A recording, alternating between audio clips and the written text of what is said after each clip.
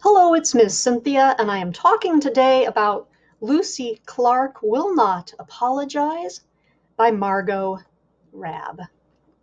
Lucy Clark has been underestimated her entire life.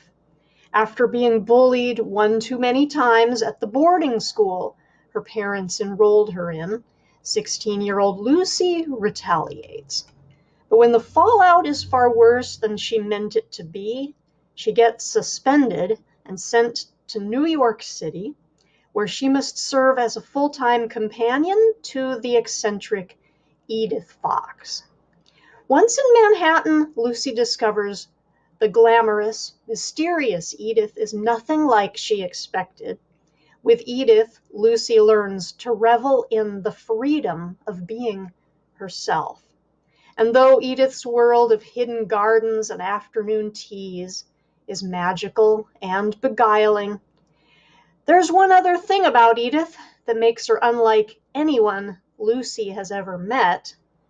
Edith thinks someone is trying to kill her, and Lucy has to find out who it is. Rabb describes her book as part coming-of-age story, part murder mystery, and part modern-day The Secret Garden. Rabb took an interesting approach when setting up the main story.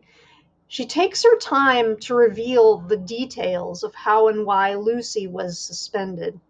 I learned early in the story that Lucy and her roommate Dinah smuggled a cat into their dorm, a cat who they named Gertrude. Lucy and Dinah were cautioned by a sympathetic adult to make sure no one found out about Gertrude. But how would they find out? That will never happen, Lucy declared confidently. She pretty much told me that something would happen to the cat and that whatever happened wouldn't be good. I had to wait through several excruciating chapters. Excruciating, not in the sense of quality of writing, which is excellent, but excruciating in not knowing what had happened to Gertrude, who had clearly not gone to New York with Lucy, and wanting to know right now. Margo Rabb, how could you do this to me? I was really emotionally invested. The mark of a really good story. I later felt so much frustration for Lucy when she tried to get help with the attempts on Edith's life, only to find that no one else believed that anyone was trying to kill Edith, and instead attributed it to Edith's imagination or to Edith not having full use of her faculties. Another aspect of this book that made a strong impression for me were the aforementioned hidden gardens that are part of Edith's world.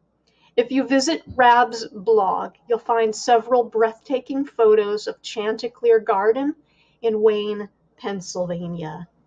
Rabb says that she's visited gardens all over, but there's no other garden she loves as much as Chanticleer Garden.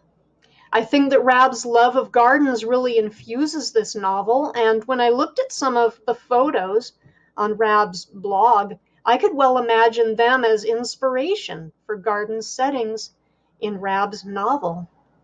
Rabb held a writing event at Chanticleer Garden this summer, with another one planned for September. Lucy Clark Will Not Apologize was published in May 2021 by HarperCollins Publishers. It was through lucky happenstance that I found this advance copy in a nearby little free library.